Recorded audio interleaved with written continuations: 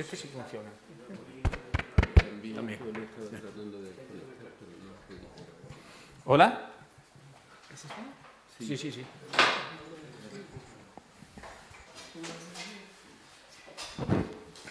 Bueno, buenas tardes. Gracias por la asistencia de los que habéis venido. Como es lógico, no parece que sea necesario explicar a nadie, ni contarle a nadie el currículum de Justo, porque todos lo conocemos. Lo que sí es verdad que hoy lo vamos a conocer en una faceta diferente a la que estamos más habituados a ver. Ni como poeta, ni como narrador, ni como articulista, sino como una persona que ha hecho un ensayo sobre el tema del videojuego.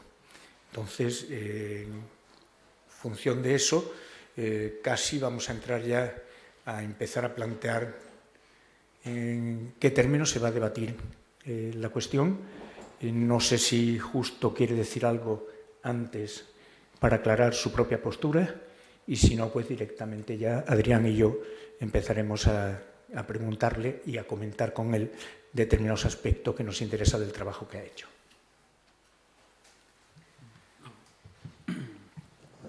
Bueno, muchas gracias a todos por invitarme y por acompañarme a estar aquí. Muchas gracias a José Ignacio y a Adrián que me acompañan con sus preguntas, con sus sugerencias, con lo que tengamos que hablar. Y yo prefiero que empecemos a hablar y ya iré contando, me figuro, por qué escribí este libro, El videojugador, y que la conversación vaya fluyendo y atraerá los temas que sean necesarios. Bueno, pues entonces... Vale, buenas tardes.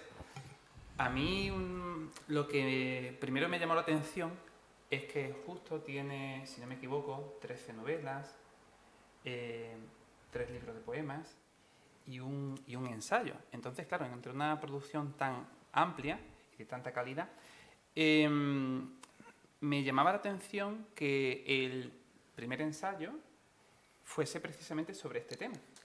Entonces, claro, esa era la primera pregunta que le quería plantear, porque además es un tema que si uno ve las columnas, los artículos, los textos que tiene El País y le sigue la pista, ve que de vez en cuando se hace alusión a ese tema, ¿no? Como tiene tantos artículos, tantos textos, pues son muchos temas que se tocan, ¿no? Pero si uno va persiguiendo este hilo, ve que se adentra en el tiempo. Entonces, ¿por qué ese ensayo sobre este tema?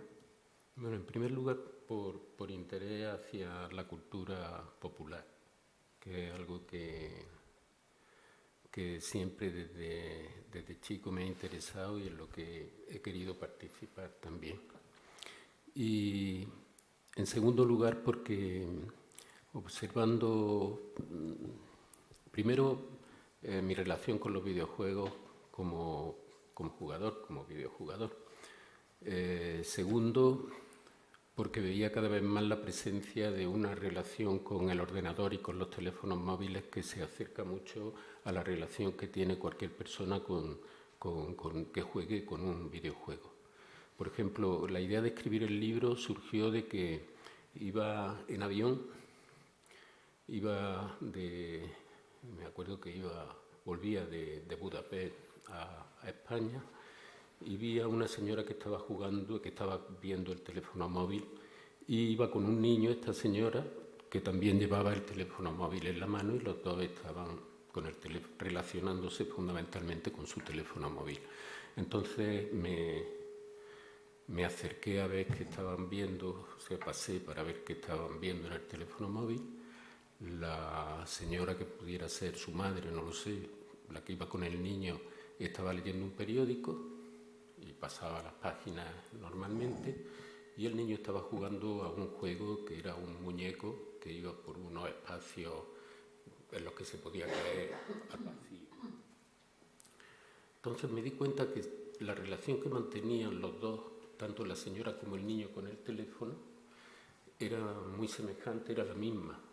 La señora tocaba la pantalla y variaba las páginas, el niño tocaba la pantalla y hacía que el muchacho muchacho, el monigote que salía en la pantalla del teléfono, también saltara. Los dos tenían una relación con el teléfono muy semejante.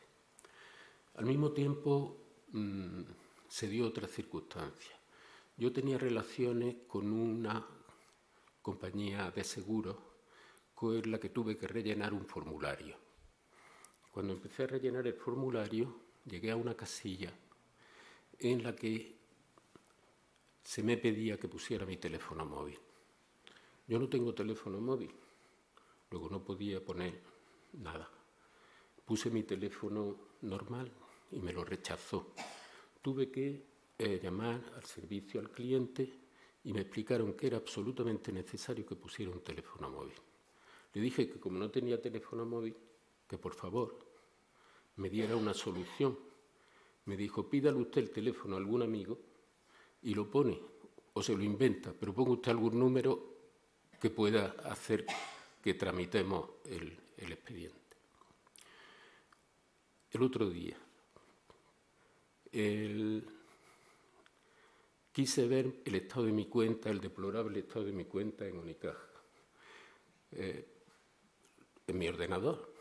Me pidieron mi carnet de identidad, me pidieron mi contraseña y me salió un mensaje que decía, necesitamos un teléfono móvil para mandarle una contraseña de seguridad.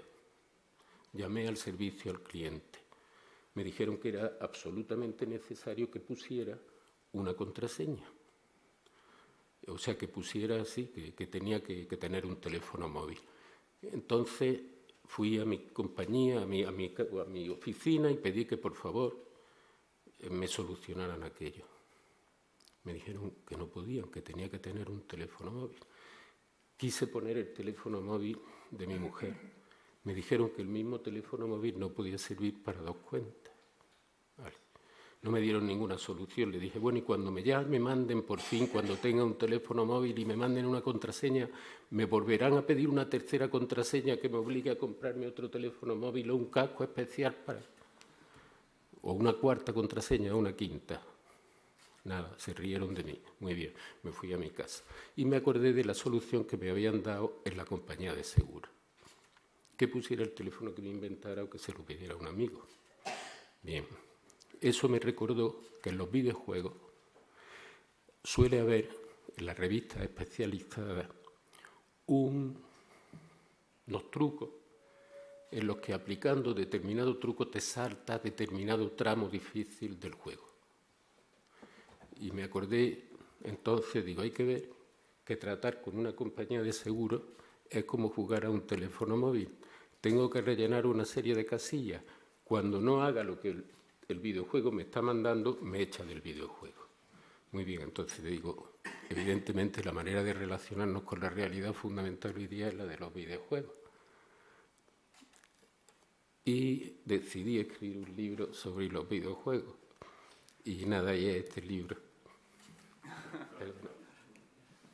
Es algo muy interesante porque la media de edad que tenemos aquí no es demasiado baja, ¿no? Yo doy clases en un instituto y no nos parecemos demasiado a los alumnos que tengo allí. Entonces, claro, a mí me llama la atención que dice muchas cosas muy interesantes en su ensayo. Vamos, tengo aquí un montón de páginas porque es imposible tener tantos temas interesantes en la cabeza. Una de esas ideas es que el tiempo, lo dice con otras palabras mejores, claro, yo lo traduzco a un idioma más de Román Paladino, que actualmente el tiempo del ocio y el tiempo del negocio se están mezclando, ¿no? Hay otra otra concepción del tiempo. Tanto es así que estamos casi que siempre disponibles para el trabajo. Suena el teléfono, estamos ahí. Aún así, hace poco, en Madrid y en Barcelona ha habido tres exposiciones de videojuegos. Las tengo aquí. Game On, en la Fundación Canal de Madrid, videojuegos, los dos lados de la pantalla, en la Fundación Telefónica de Madrid, y en Barcelona, en el Centro de Cultura Contemporánea, Gameplay, cultura del videojuego. Entonces, claro, ¿qué tienen los videojuegos que nos gusten tanto? Porque al final empezamos una cosa, acabamos enredados. Bueno, no creo el problema es que los videojuegos se ven como algo aislado de la vida cotidiana, de la vida, algo que es un juguete, que es una nueva industria del juego floreciente, que mueve mucho dinero, que tiene sus mitos dentro de la crítica especializada, sus palabras como jugabilidad, interactividad, en fin, tiene su mundo verbal que si no lo usa pues está excluido de ese mundo y que fundamentalmente es algo maravilloso, inaudito, extraordinario, etcétera. Es decir, un eslogan publicitario para vender y si se sale uno de ahí pues no vale, pero los juegos en realidad están muy metidos en la vida cotidiana porque, ya digo, se nos está acostumbrando a tener una relación con las administraciones públicas y con las empresas que es la propia de un videojuego. Por ejemplo, uno llama por teléfono a cualquier compañía para pedir algún servicio, tal, y dice, y te obligan a jugar a un videojuego. Si quiere usted consultar algo sobre la calidad del producto, pulse 1. Si quiere usted hablar con oficina, pulse 2. Si quiere usted llamar a su madre en este momento, pulse 3 y la llamamos desde aquí. Si pulse, y tú juegas y pulsa 1. Entonces dice, si quiere hablar con la señora, yo no sé cuánto, pulse 1. Si no, con yo no sé quién, si no tírese por la ventana, si ya se usted se impacienta y tal. Bien, un pequeño videojuego. Llega uno a una ventanilla, ya incluso trata con la administración de otra manera, porque por cierto, la administración cuando tratas con ella a través del ordenador, si por casualidad no marca determinada casilla como ellos quieren, pues en ese momento ya no te tramita esa página y tienes que empezar otra vez a rellenar, porque hay un dato absolutamente imprescindible que tienes que poner. Por ejemplo, ¿cuál es su teléfono móvil? Nada. Los que no tenemos teléfono móvil tenemos una vida muy difícil, aunque no parezca, pero en fin, dicho esto, la relación con las administraciones tiende a ser de videojuegos. Y ya llega uno a la ventanilla porque no quiere tratar por teléfono nada, me vi a la ventanilla y dice, mire, usted quiere, usted dice, no me lo permite el sistema. El videojuego no permite que haga eso, los videojuegos son así. El videojugador le venden que tiene absoluta interactividad y que se mueve dentro del juego como quiere. Evidentemente es falso. El videojugador se mueve dentro del juego de acuerdo con el programa del juego. No es el jugador el que maneja al videojuego, sino el videojuego el que maneja al jugador. Le va diciendo qué caminos tiene que seguir, le va diciendo determinadas acciones que tiene que hacer en la pantalla y según la haga o no, el videojuego lo acepta o el videojuego lo rechaza. Exactamente igual que te tratan las compañías privadas cuando tratas con ellas a través de Internet y cuando tratas con ellas por teléfono y cuando tratas con ellas a través de una ventanilla. Exactamente igual. Luego, la estructura esa de videojuego se está imponiendo como modelo de relación del inferior con el superior. Porque evidentemente en el videojuego el superior es el programador y el programa al que se tiene que ceñir, digamos, el ciudadano que quiere relacionarse con las administraciones públicas y con las empresas. Entonces eso es lo interesante, a mi juicio, de los videojuegos, como el problema al que aludía de la noción del tiempo nueva que se ha impuesto ya, que se está imponiendo cotidianamente, que también la aprendemos un poco a través de nuestra relación con el teléfono móvil o con el ordenador. Ya quito incluso la palabra videojuegos porque en general la vida cotidiana y la relación con los poderes públicos y los poderes empresariales ha tomado la forma prácticamente de un videojuego. Yo creo, por lo que estás diciendo, que al final de ese deslizamiento que se produce normalmente en la esencia de cualquier experiencia humana, en el caso del videojuego, que puede empezar siendo un elemento puramente lúdico o tener una finalidad lúdica, al final acaba teniendo una esencia formativa. Es decir, que realmente lo que está haciendo es formar a los seres humanos. Eso sí me interesa mucho en el sentido de, aceptando que estamos entrando en una era nueva, totalmente distinta a la que hemos conocido hasta ahora, que es una forma de ir preparando a la gente, ciertamente también de manipularlas, pero de ir formando a las personas. Yo en ese aspecto querría recordar que ha sido un sistema que se ha seguido a lo largo de toda la historia de la humanidad.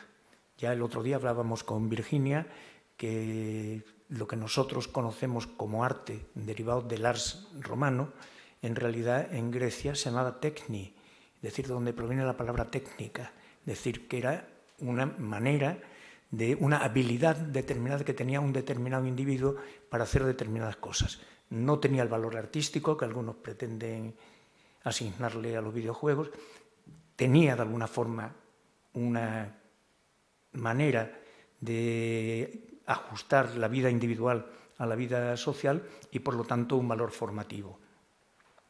Ahí es donde pienso que si nosotros vemos la mayor parte de los juegos que existen, que tú nombras también en tu libro, desde los juegos de tablas, etcétera, etcétera, era una forma también de formar o una forma de recoger la memoria colectiva, como existen casos, concretamente en Perú, en un pueblo que fue un centro inca importante en Perú, en el que hay, al desmontar los monumentos incas para construir las iglesias católicas, pues las grandes losas que hacían de dintel en las puertas las pusieron de escalones en la iglesia.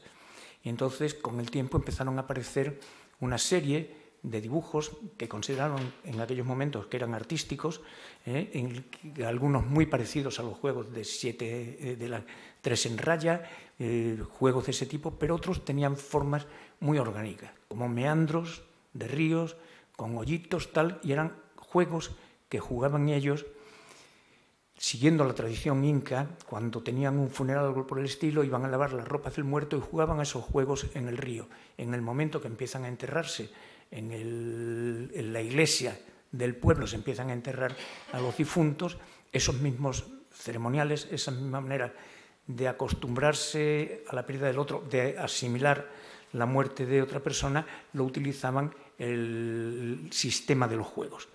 Pero en el fondo lo que estamos haciendo era recoger y representar de otra manera, más que representar, diremos, construir de otra manera recuerdos sociales o recuerdos de la comunidad. Es decir, que en eso tiene una gran proximidad al mito. Por lo tanto, vuelvo al origen de lo que yo empezaba diciendo. Estamos entrando en una nueva era.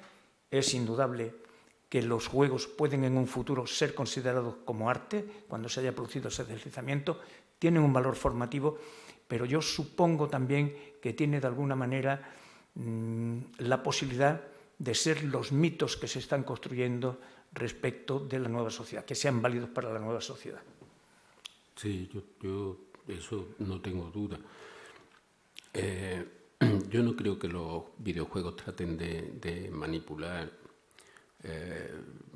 que haya una voluntad de manipulación a través de los videojuegos. No. Yo creo, sí, lo que tú dices de que tienen un carácter formativo, como todos los juegos,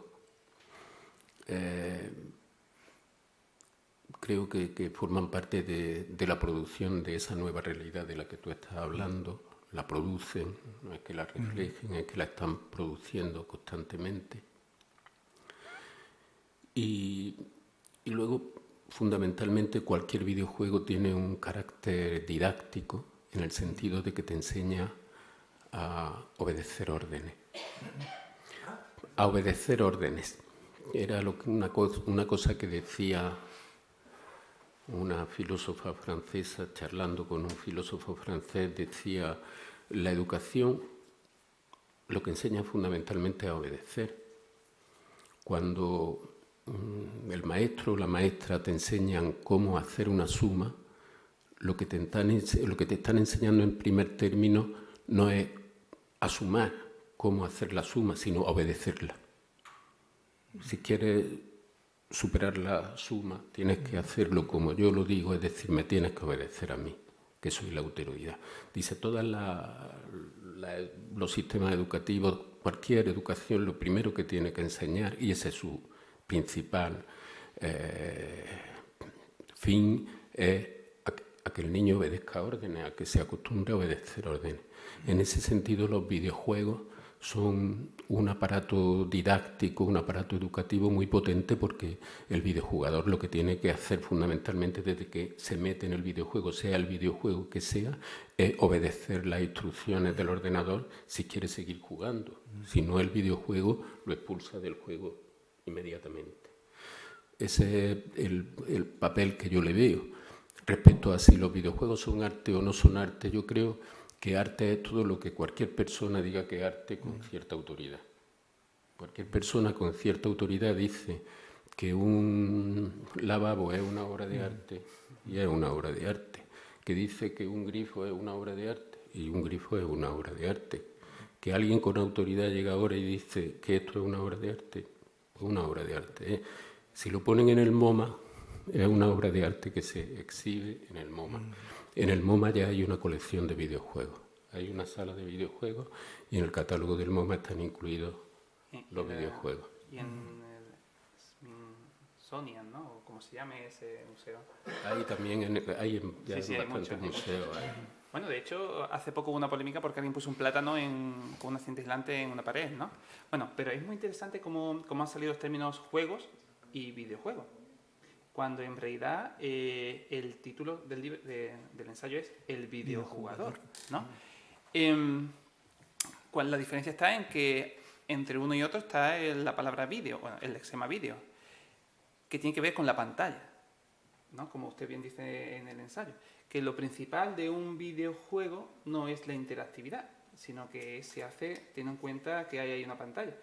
Y me llaman muchas cosas la atención, pero una especialmente es que, aunque en los videojuegos entramos a gusto, es un mundo donde entramos para que nos den órdenes, cuando parece que a nadie nos gusta que nos den órdenes, ¿no? ¿O sí? ¿Nos gusta recibir órdenes? ¿Obedecer? Yo.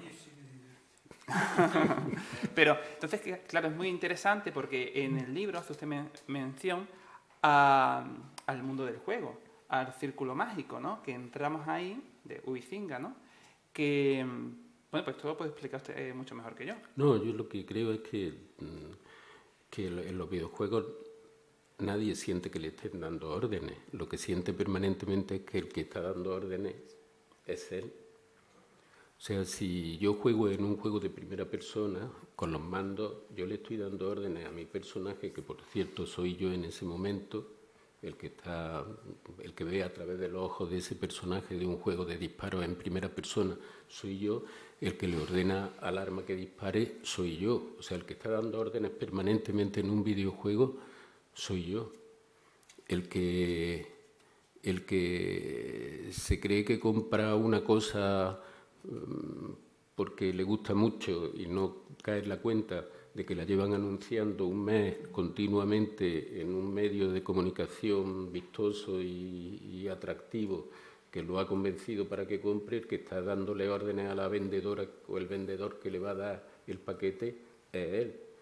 Aunque él también esté obedeciendo órdenes, no sé cómo decirlo. O sea, que el que te está dando... Lo que a todos nos gusta es tener ilusiones, y el videojuego te da la ilusión de que tú eres el que manda, de que tú eres el héroe y de que tú eres el que te está moviendo en la pantalla. No te está moviendo el programa que ha escrito el programador del juego. No, estás tú moviendo a unos muñecos dentro de la pantalla o estás tú moviendo determinadas piezas dentro de la pantalla. Eres tú el que da órdenes. Entonces yo cuando escribí el ensayo lo que trataba era de desmontar un poco estos criterios de que el jugador, el videojugador, es el que dispone las piezas como él quiere. No, el videojugador debería entender que él es una pieza más dentro de un juego que ha programado otra persona. Yo volvería de nuevo. Sí. Sí, claro. Cuando yo era niño, no existía ninguna posibilidad de jugar a nada que estuviera programado previamente, porque no había juguetes, no había posibilidad de comprarlos, quiero decir, sí, no están con él. Y entonces se decía y se repetía una y otra vez el mundo imaginativo de los niños, la imaginación de los niños, qué potente es, en qué mundo puede vivir el niño, puede que cuando uno salía a la calle sin juguete, nada más que quizá una bola o algo así, algo tan elemental como eso, y montaba un mundo, cada uno en función de, yo qué sé, de sus vivencias, ¿no? Que también era muy poca, porque claro, no existía la televisión, la radio era mejor no escucharla para un niño, etcétera, etcétera. Entonces, cada vez menos el niño se le está explotando esa capacidad que antes se valoraba, que era la de la imaginación. Bueno, los videojuegos también han trabajado con esa capacidad de imaginación del niño, porque,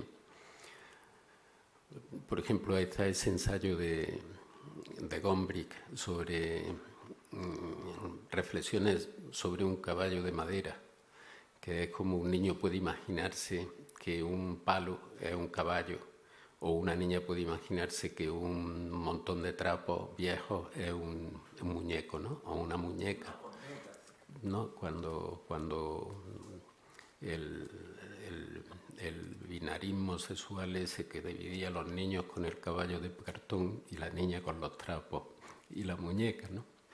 Todavía lo siguen dividiendo muchas familias. Pero, en fin, existía esa ilusión del palo caballo, ¿no? Y los videojuegos primeros que se hicieron, que eran fundamentalmente para niños, los videojuegos de la pantalla del televisor, con Superman, o no sé, incluso con ET hicieron un videojuego, pues contaban mucho con esa capacidad de fantasía del niño, porque salía, bueno, no se ve desde ahí, pero salía, por ejemplo, un Superman maravilloso en la portada del videojuego, y luego veía el videojuego y eran unas rayillas que te tenías que imaginar que una línea diagonal con una especie de brazos, que lo mismo podía ser un avión que simplemente un pelo en la sopa, pues era Superman, y que unos cuadrados eran unas casas y había un cuadradillo que te tenías que imaginar que era una cabina de teléfono. Entonces los videojuegos empezaron contando con esa capacidad de imaginación fantástica. Pues los primeros juegos, el primer videojuego al que yo jugué, seguramente habréis jugado alguna vez, era uno que se llamaba Pong, que era un ping-pong que se jugaba en una pantalla en los bares. Iba uno a tomarse una cerveza y se jugaba la cerveza al ping-pong electrónico. El primero pues tenía una capacidad de abstracción increíble, porque eran unos cuadrados blancos y unos rectángulos blancos y un cuadradillo blanco sobre una pantalla negra y una línea discontinua de puntos. Era un ping-pong.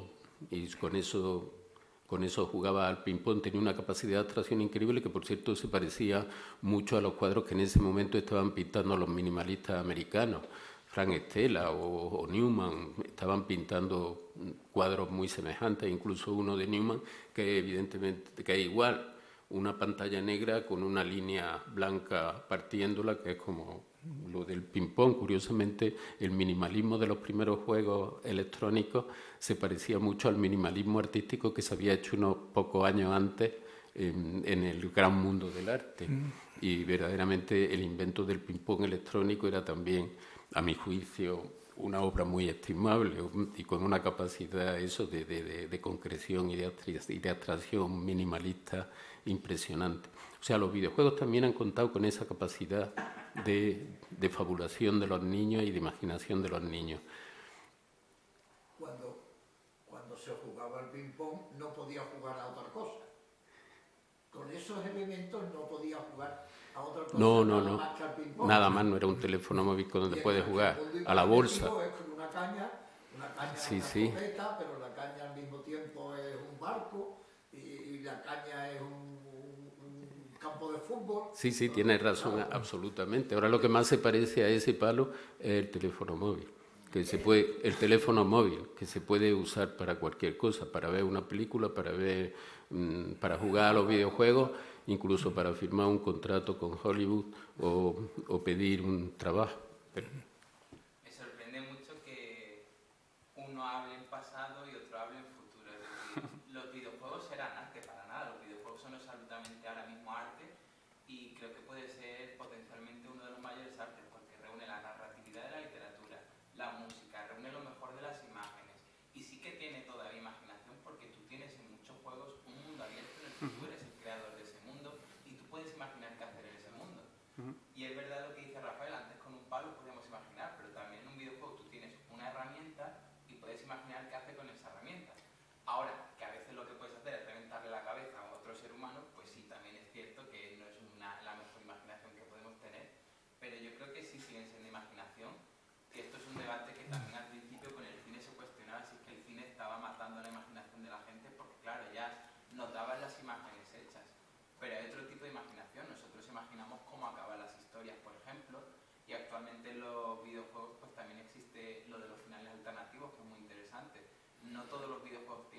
solo final, sino que dependiendo de cómo actúes dentro del videojuego, acabas en un final o en otro. Muchas veces depende de las acciones del protagonista. Estoy totalmente de acuerdo contigo. Cuando la televisión apareció como una nueva forma de arte,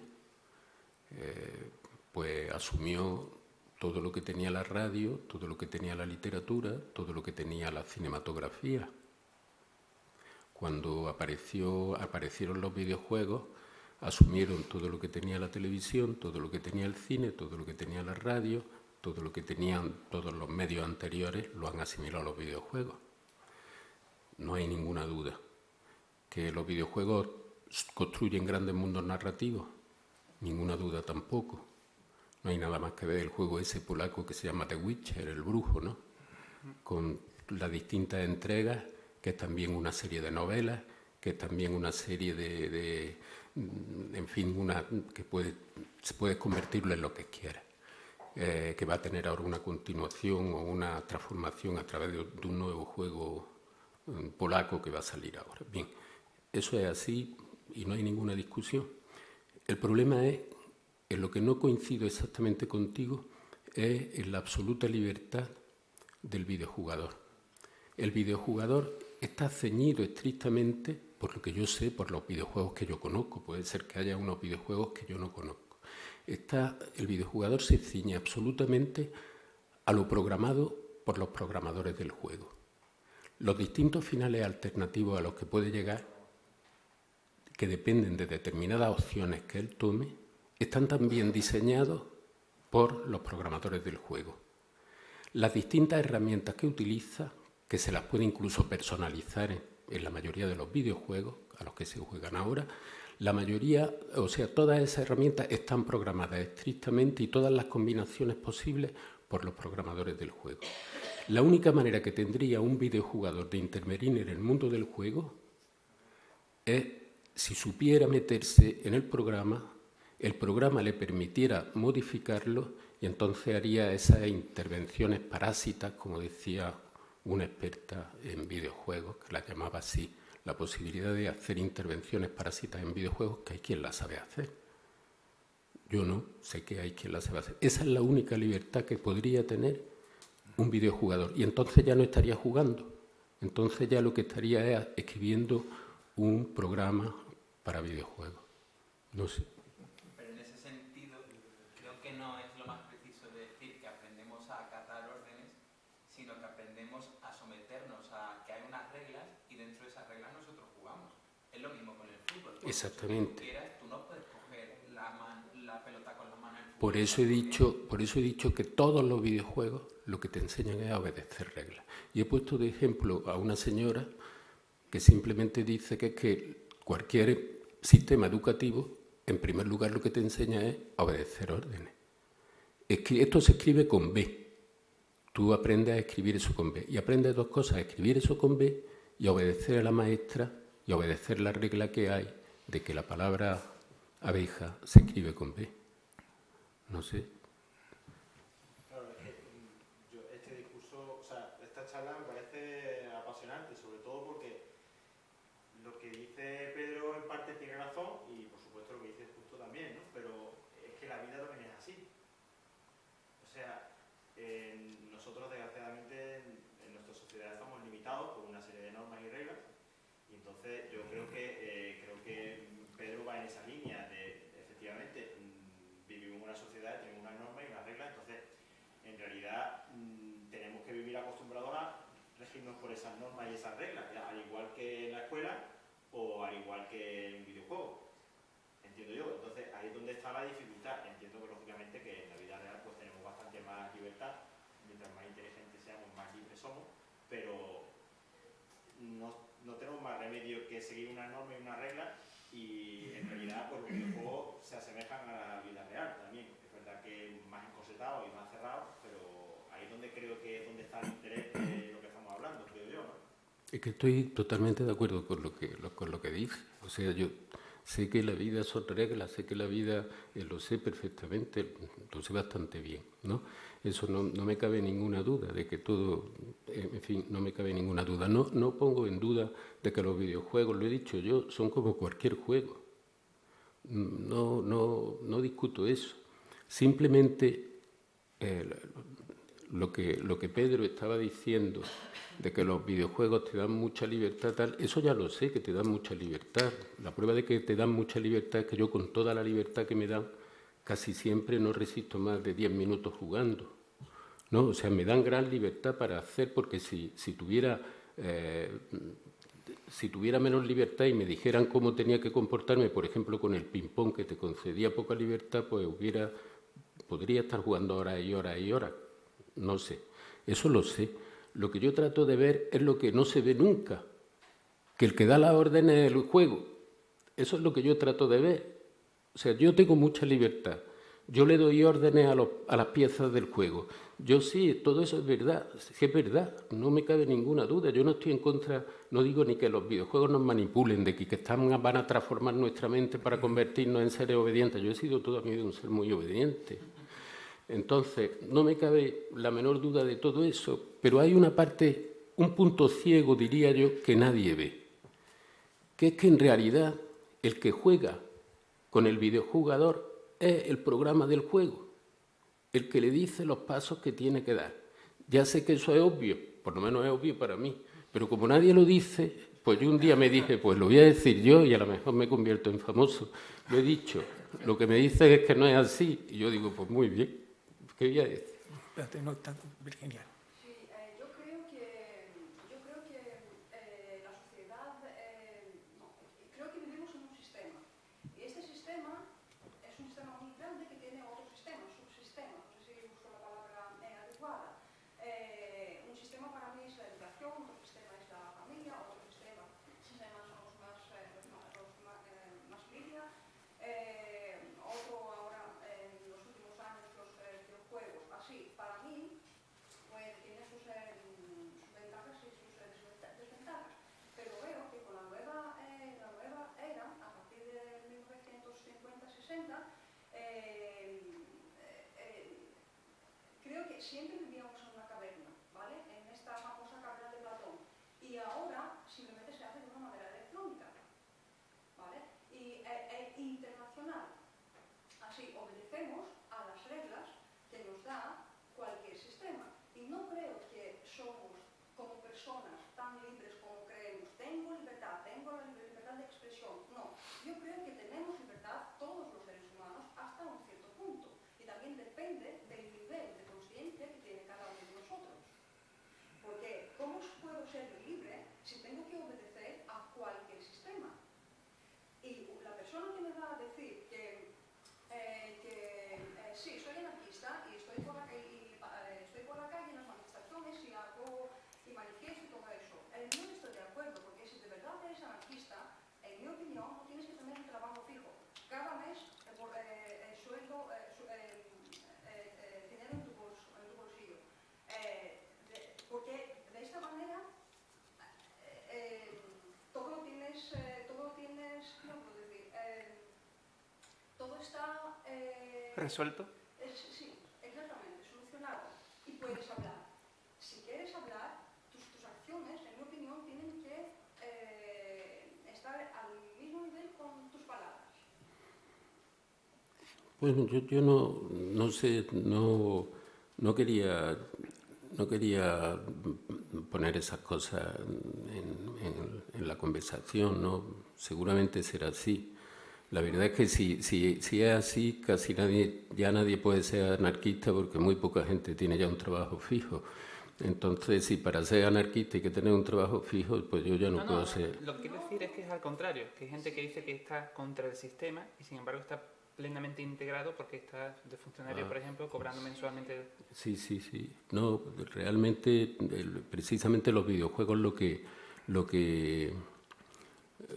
están acostumbrando es a un tipo de trabajo flotante, ¿no? A un tipo de trabajo que tiene que ver un poco con la manera también de relacionarse con el ordenador y con el teléfono móvil, en el sentido en el que Hoy día la mayor parte de la gente está pendiente de su jefe todo el santo día, está pendiente de que lo llamen, aunque lo llamen simplemente para encargarle cosas ridículas, que en vez de darle dinero lo que le dan es la promesa de que si eso lo hace probablemente mañana lo tengan más en cuenta, siempre tratando de cultivarle pues una especie de fiebre entusiasta, el entusiasmo que decía hace poco una ensayista española, que ahora no me acuerdo cómo se llamaba, que ganó el premio Herralde con un libro que se llamaba El entusiasmo, que decía que era de una generación en la que la mayor parte de las cosas que hacía era simplemente para ver si eso le ganaba el favor de las personas que le habían llamado para seguir trabajando al día siguiente. Los videojuegos se parecen también mucho a este sistema. Si solucionas el problema tal, sales de este atolladero y puedes seguir jugando hasta el siguiente nivel. Si superas el siguiente nivel, pues ya vas a llegar a un nivel más lejos. Es una manera de vivir un poco lo que yo llamo la vida videojuego. O sea, nos estamos metiendo o nos hemos metido ya en la vida videojuego. Llevamos jugando a un videojuego continuo, inconsciente, desde hace ya años, y cada vez se va a ir más a eso y efectivamente el teléfono ya no se nos cae de la mano ni para jugar ni para trabajar. Estamos jugando en el bar con una maquinita, con lo que sea, o haciendo un solitario en el teléfono móvil, y en ese momento suena el teléfono y es que nos llaman para ese nuevo trabajo, para alimentar nuestra voluntad de seguir trabajando. Yo que tengo ya más de 60 años, así sigo trabajando. Cada vez que me llaman es como si fuera la primera vez. Me pongo a enfrentarme al videojuego como si fuera la primera vez que jugaba, para tratar de superar esa, con perdón, iba a decir una palabra, esa cosa que me han encargado, para ver si me encargan una siguiente. No sé, siempre la primera vez, siempre primeros pasos. Entonces, yo estoy siempre en los primeros pasos del videojuego. En los videojuegos llego 10 minutos y en casi todos los juegos que he jugado solo me quedo en los primeros pasos. Así que tengo una experiencia como videojugador poderosa, y con la autoridad que me da esa por lo que he escrito el libro. En fin, bueno, es que ya es la hora, creo, pero en fin. Bueno, pero hay una cosa muy interesante, y bueno, muchas cosas interesantes, pero hay algo, hablando de la creatividad, y es que creo yo que cuando el chico coge el palo y lo convierte en un caballo, es él el que voluntariamente convierte el palo en un caballo. Y es él el que genera todo lo que hay alrededor del caballo, el mundo, en el que él se da a sí mismo las reglas, ¿no? Mientras que, bueno, uno tiene libertad para hacer esa llamada, empezar ese videojuego de la agencia de seguros o el videojuego propiamente dicho como lo entendemos, ¿no? Ahora bien, una vez que uno está dentro del videojuego, lo que yo entiendo es que está ahí, pero las cosas le llegan, y le llegan porque es el programador el que se las va mandando. El videojugador puede tener la impresión de que desplaza al muñeco, porque efectivamente, como usted dice en el ensayo, mueve el joystick hacia un lado o hacia otro, pero en realidad las cosas que se van encontrando no las decide él, las ha decidido otra persona, que es el programador. Sí, pero bueno... Pero y una pregunta en relación a esto. ¿Somos, cuando nos decidimos a jugar, somos realmente quienes somos? Me explico. Porque yo en un videojuego puedo decidir si soy violento, quiero decir, con los personajes, o no. De hecho, hay una historia muy, muy interesante sobre un juego en línea.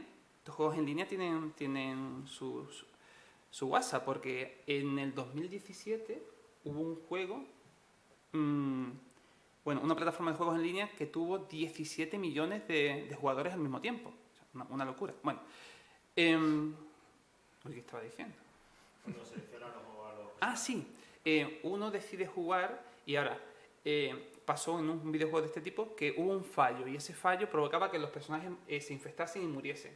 Y hubo gente que, teniendo su personaje infectado y a punto de fallecer y pudiendo contagiar a otros y fastidiarles, optaron unos por fastidiar a otros y otros por aislarse y no molestar a los demás. Entonces, en un mundo de videojuegos en el que no hay consecuencias, salvo que tú acabas la partida y te vas, Bueno, hay juegos donde sí hay consecuencias, pero en general.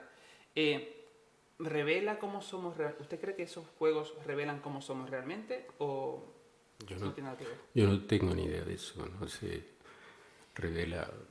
Yo creo que todos hemos jugado a juegos así de matar, ¿no? Por lo menos Claro, yo cuando claro. era chico he jugado y me han matado un montón de veces y yo Y a mí también he matado otras veces y ya está, en fin. No creo que eso revele nada, ni creo que los videojuegos... ni creo que los videojuegos deformen a la gente. Es que hay mucha polémica. Yo tampoco lo creo, pero hay mucha polémica en torno a eso. Bueno, hay mucha polémica sobre un montón de cosas que yo jamás discutiré ni nada porque creo que no vale la pena hablar de esas cosas. Entonces, no, esas cosas me da lo mismo. Eso sí, el Ronald Reagan fue a inaugurar una feria de videojuegos en los años 80 y dijo que esos juegos eran una formación estupenda para futuros pilotos de las Fuerzas Armadas de los Estados Unidos, que iban a aprender a disparar muy bien con esas máquinas. Eso lo dijo Ronald Reagan, y Ronald Reagan, que fue presidente de los Estados Unidos, algo sabría, ¿no? Digo. Justo, te voy a hacer una pregunta. ¿Estudiaste en algún momento el poder adictivo del videojuego? Todas las cosas son adictivas. Hasta... Sí, yo pero qué sé. perdona, justo. El ser humano tiene un gran poder de atracción por el azar. Por el azar. Por los juegos de azar. El backgammon, por ejemplo. Ganamos un juego de azar porque hay un dado que está ahí interior. Sí. Sin embargo, yo no conozco casos, por ejemplo, de adicción al backgammon o adicción al parchís. Yo no conozco casos de adicción a los videojuegos. Eso te quería preguntar. ¿Estudiaste esa parcela de adicciones a Sí, leí un montón de artículos sobre esa cuestión y lo de las adicciones, lo de tratar a las adicciones como si fueran enfermedades y esas cosas, a mí me parece una barbaridad. Confundir los microbios con los comportamientos de la gente por comportamientos maquinales que sean o mecánicos que sean y repetidos, me parece absurdo tratar esas cosas como enfermedad, ¿no? Y desde luego las polémicas sobre la adicción de los videojuegos y tal las suelen llevar personas que quisieran que el mundo siguiera siempre igual. No sé explicarlo de otra manera. O sea, personas que les molesta si salen los videojuegos y ven que los niños o los jóvenes o los mayores o los viejos o los perros se divierten con los videojuegos, les molesta. Entonces, como yo creo que lo que están en contra es fundamentalmente de la diversión ajena. Y entonces se inventan que los videojuegos son la peste. Vale, pues muy bien. Por cierto, hay videojuegos para gatos.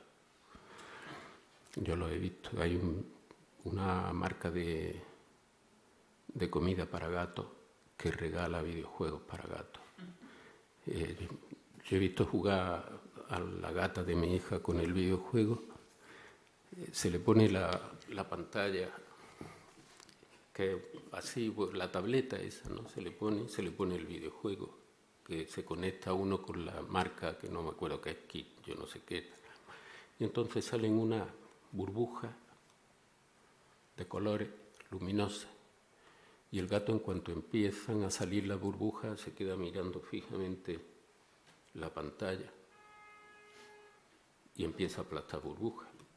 Y conforme va aplastando burbujas, le van saliendo puntos. Y si llega a yo no sé cuántos puntos, te regalan una lata de una golosina para gato. Esto es auténtico, ¿eh?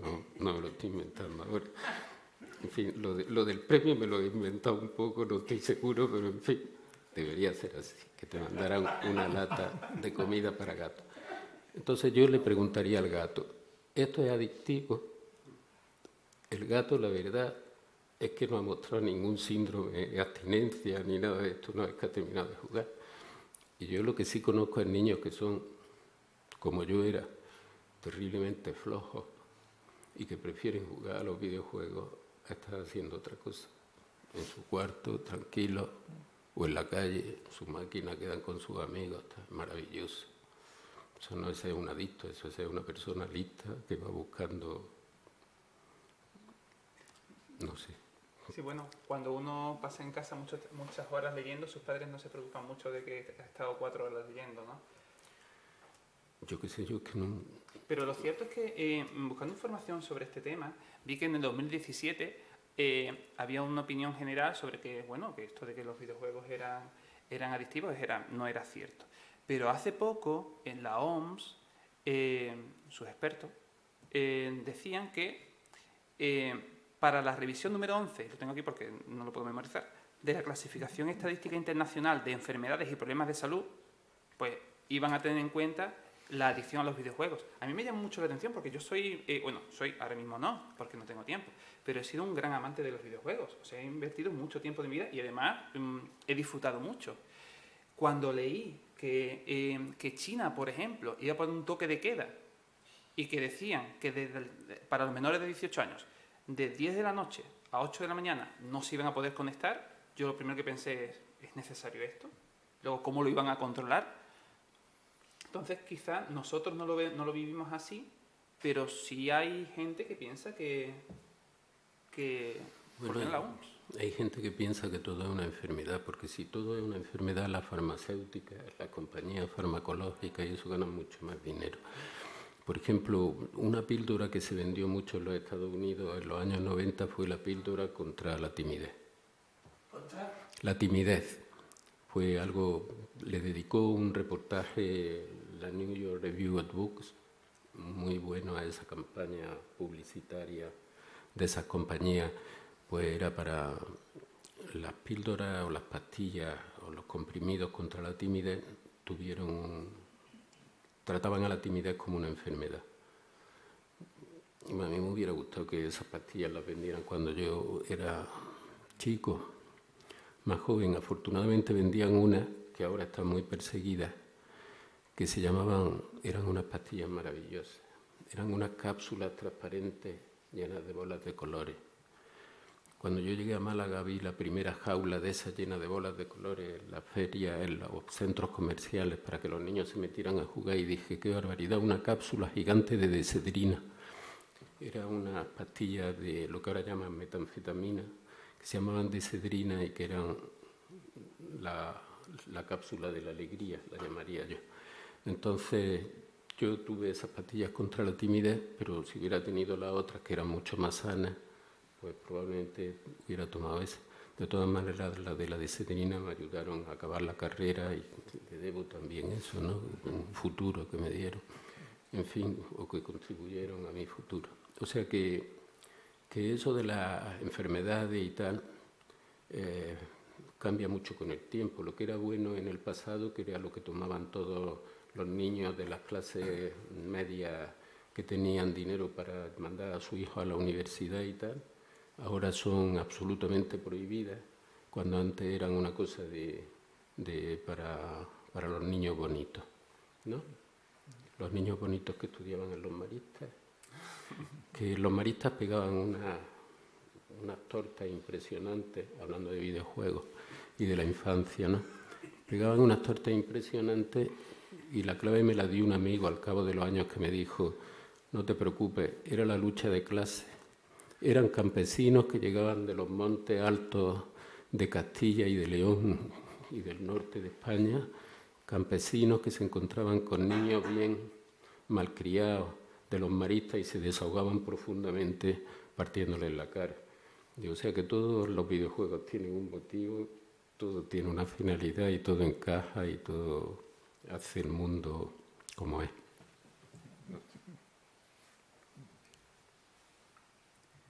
José, no sé, ¿quieres preguntarle? Pedro.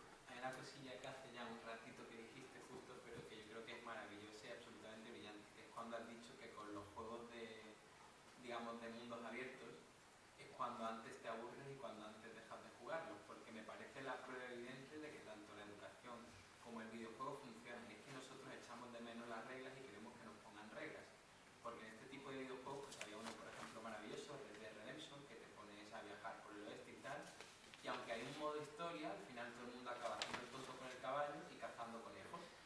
digamos, lo más tonto que puedes hacer en el videojuego en lugar de vivir la historia que te propone, que es muy entretenida.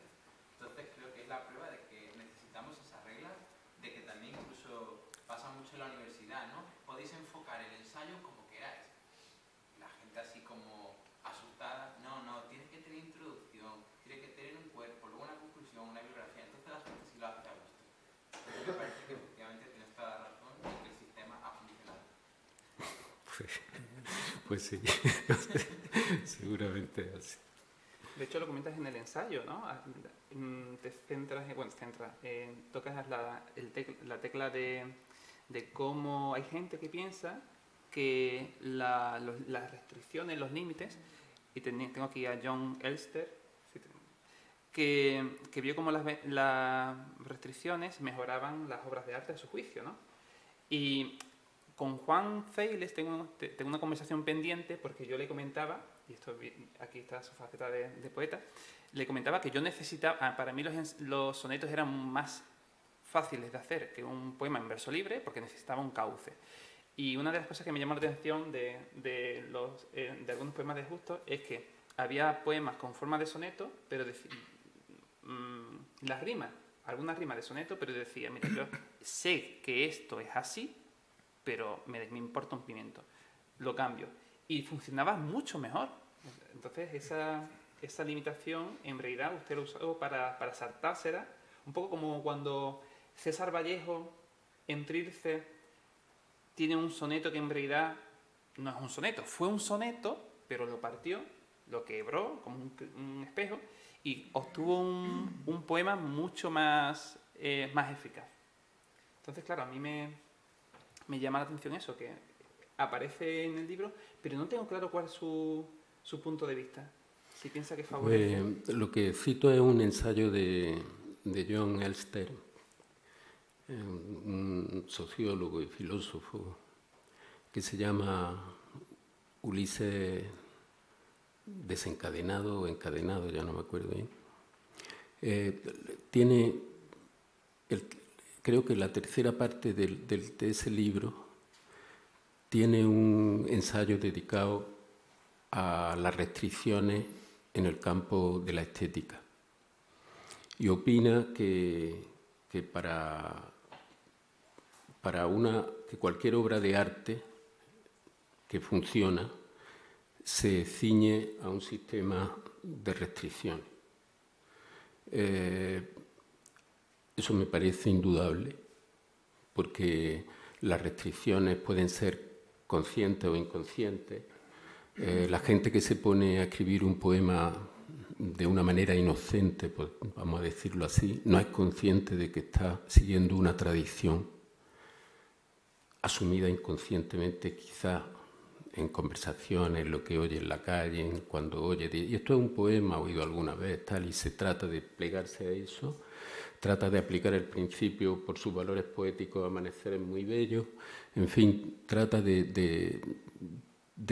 voy a hacer un poema, ¿no? Bien, entonces se está ciñendo de una manera, quiera o no quiera, a una serie de constricciones. Yo creo que un trabajador, en lo que sea, tiene que ser consciente de su oficio y tiene que conocer y dominar y saber lo que hace con las constricciones que tiene ya impuestas desde el principio en el momento en que empieza a trabajar en ese oficio. Para mí, la literatura es un oficio, como cualquier arte, un oficio que se aprende practicándolo como todos los oficios y fijándose en lo que han hecho otros artífices de ese mundo. Ese es mi criterio. Ya sé que probablemente choque también con mis criterios sobre los videojuegos, pero en fin, ese es no tengo otro punto de vista. Y entonces, para mí, cualquier persona que me dijera, quiero escribir, yo le diría, entre otras cosas, léete este ensayo de John Elster. Bueno, sobre eso a mí me gustaría matizar algo, porque es cierto que las reglas, y más en este caso, están para conocerlas y seguirlas o no seguirlas según lo que te interese. Eso es indudable, y que incluso la ruptura de una regla, por ejemplo, de un soneto, puede conseguir que ese soneto sea más brillante, sea mejor. De hecho, tenemos aquí a Rafael, a don Rafael Ballesteros, que hace algo así también con los sonetos, es diferente. Pero conociendo las reglas, dice, las rompo. Bueno, pues y ahí hay un poema mucho mejor, ¿no? Pero ahí es donde yo querría volver de nuevo al videojuego, porque entonces, por lo que conocemos, el videojuego no te da la posibilidad de ruptura. La posibilidad de ruptura te conduce a la nada. Es decir, si tú no sigues las reglas del juego, el juego se ha terminado. Por lo tanto, antes algunos defienden la posibilidad de que el videojuego sea hoy en día un arte. Yo lo dudo profundamente, no tiene la intencionalidad estética, por lo tanto, en el futuro se le reconocerá, pero no en el momento, y por lo tanto rompe una de las posibilidades o de las grandezas que tiene el arte, que es someterte o no someterte o ir en contra de las reglas. ¿Puedo contestar o quiere intervenir antes? Yo quería insistir un poco en el problema del soneto. Empezando con la pregunta, ¿dónde está, en qué consiste el mínimo necesario de la sonetidad? Porque el 14 no vale. Darío tiene un soneto de 13 versos. Bueno, la cantidad de juegos y de desviaciones, bromas, etcétera, que se han hecho son... Sí, la sombra del soneto es alargada. Sí, y bueno, el esquema de rimas pues tampoco funciona. El metro 11 es necesario que sea en decasílabo, tampoco. Entonces yo me pregunto, ¿dónde está? Ahí la métrica en un sentido amplio tiene una tarea pendiente de definición, ¿no? Porque, ¿qué hacemos? ¿Dónde está? Justo es poeta. Bueno, antes yo bromeaba, todos somos poetas. Rafael es poeta, por supuesto, consagrado. También José Ignacio. Sí, bueno, una respuesta. Mínimo imprescindible de la sonetidad. ¿Dónde está? Justo. Bueno, yo diría, primero que un soneto es 14 versos. Segundo, que un soneto es lo que cualquier persona quiera llamar soneto. Un soneto, 14 versos, por lo menos, creo que eso es lo mínimo, porque luego hay sonetos de madera, hay un soneto de 13 como lo versos, llamaba Neruda, o hay... Sí, ahí puede haber un soneto truncado. ¿Cómo? La sonetoterapia. Eso también. Haroldo de Campos tiene, no recuerdo en este momento qué, pero alguna broma muy aguda sobre lo de que 14 versos son soneto, bueno, está desobedeciendo a Lope. Sí, no, pero evidentemente, pero que ya digo, y luego cualquier cosa que le queramos llamar soneto, y lo deja la página en blanco, y que el lector o la lectora fabule sobre el mundo ese que hay en la página en blanco encabezada por la palabra soneto, ¿no? Y, o sea que yo creo que de Rogelio y en fin esas cosas, ¿no? O sea, lo iba a citar ahora la quiniela y no sé, no, en eso yo creo que se puede, bueno, pero eso en realidad... se puede decir mucho. Pero ahora quería también contestar a lo que tú estabas diciendo de los videojuegos. Una cosa es que yo lea un soneto, soy el lector del soneto, no estoy haciendo arte, a no ser que comente el soneto, y otra cosa es el equipo de personas que hace un videojuego. Un videojuego sería hoy día lo que un esteta, un teórico de la estética inglés, Osborne, llamaba al cine, que decía que, y a la arquitectura, que decía que eran artes industriales, porque participaban muchas personas en la elaboración de la obra. Y hoy día un videojuego se ha convertido en un arte industrial. Se ha convertido en un arte industrial porque participa un programador que en su lenguaje hace una obra de arte Yo por lo menos soy analfabeto en los lenguajes digitales en los que están escritos los videojuegos. Yo soy un analfabeto. Empieza ahí. Luego hay un equipo de guionistas que recubre con una historia que puede basarse, por ejemplo, en una novela, ¿no? Puede basarse en una novela, como por ejemplo el juego que he citado antes, un videojuego polaco que se llama The Witcher, El Brujo, que trata de cazadores de monstruos y que, en fin, se basa en una serie de novelas. Como hay un montón de videojuegos que se basan en novelas y hay un montón de novelas que se basan en videojuegos. Esa es otra cosa de la que se podría hablar, la influencia de los videojuegos en el cine y en la narrativa contemporánea. Eso es otra cosa de la que se podría hablar. Luego están, en los videojuegos actuales intervienen actores que luego son digitalizados y que aparecen como piezas del videojuego o se combinan con la figura de los actores reales en pasajes en los que explican el mundo del videojuego. Intervienen actores, cámaras, iluminadores, decoradores, maquilladores, intervienen músicos, hay bandas sonoras de videojuegos famosas. Entonces, hay un mundo de artistas reunidos por lo que antes era un estudio de cine, ahora un estudio que produce videojuegos, que hacen una obra que se puede juzgar como una obra de arte.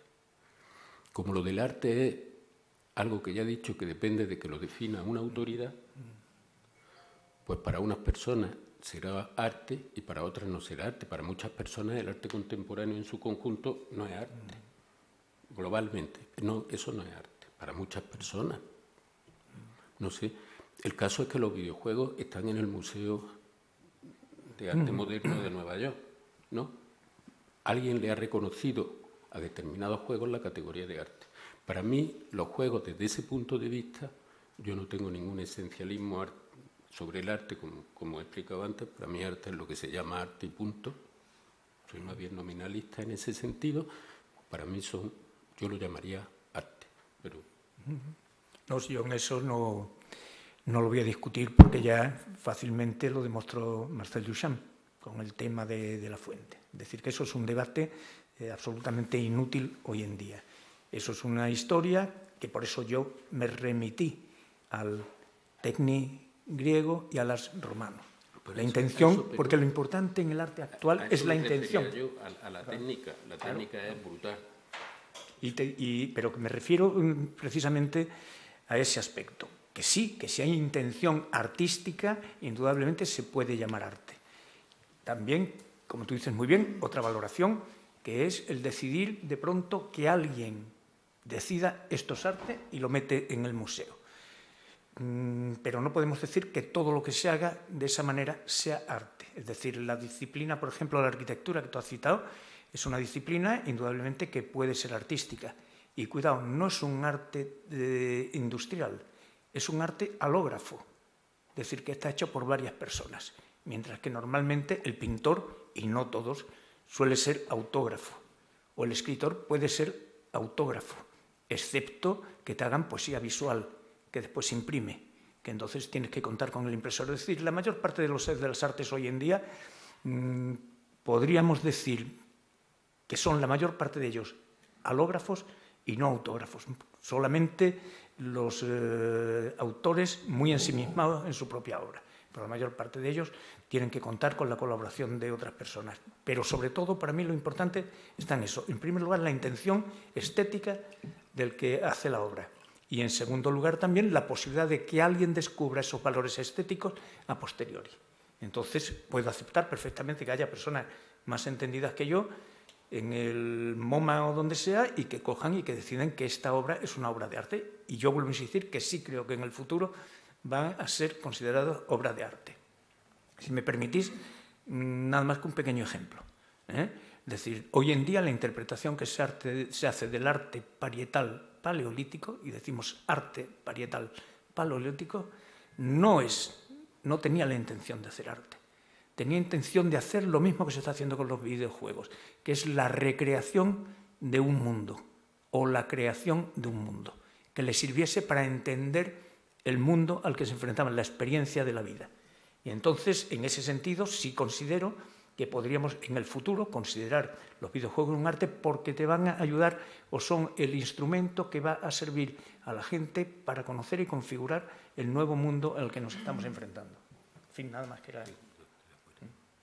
Algo muy interesante que acabas de decir, y que decías en el ensayo, es lo de que la industria de la ficción y la evolución electrónica es un fluido único. Eso quizá podríamos... Ya llevamos un rato, pero es un tema que sería muy interesante, ¿no? El que nos comentases por qué dices eso de que es un fluido único la industria de la ficción. No solo la de la ficción, yo digo que hay una pantalla múltiple en la que se da todo. De la misma forma que se juega el videojuego, se lee el periódico hoy día. De la misma forma que se juega al videojuego, se siguen las cotizaciones de la bolsa. De la misma manera, se ven vídeos musicales, se sigue la publicidad. Es una pantalla única en la que está todo mezclado y en la que está un mundo, un imaginario, como diría yo, extendido o expandido, único, en el que se van sucediendo imágenes y en el que se van sucediendo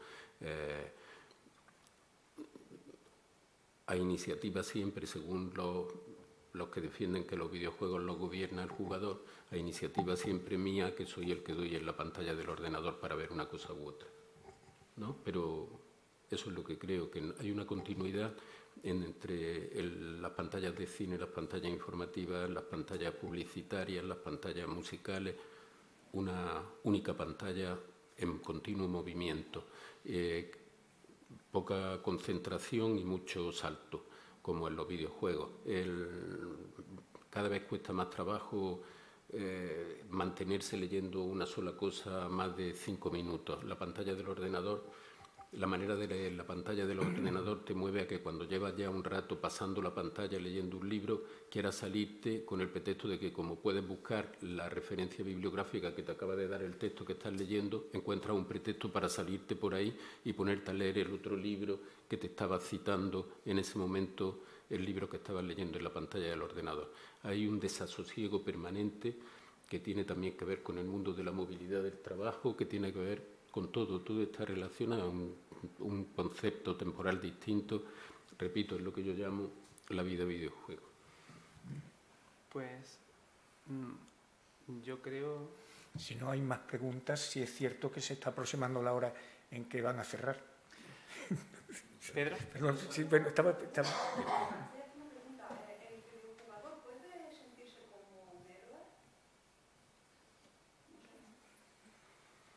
No sé, yo creo que cualquier persona con ínfula heroica se puede sentir como un héroe en cualquier momento.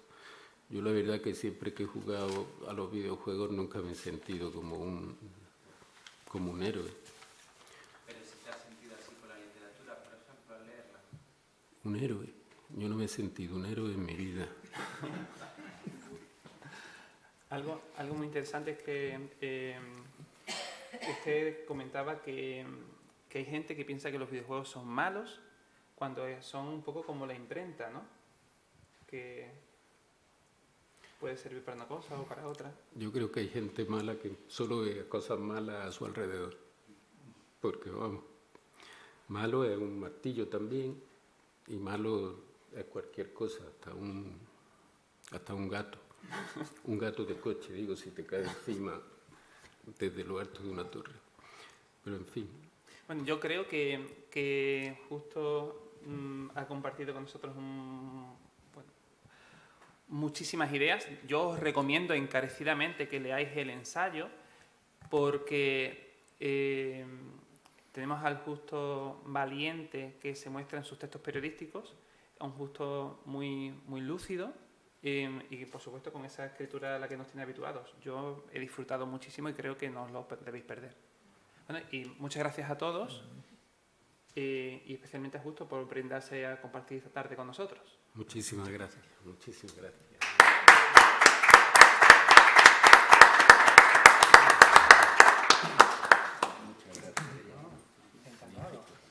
Sí, es verdad, ese es Muchísimas nominalista. gracias. ¿Qué? Que eres nominalista, como tú mismo has dicho.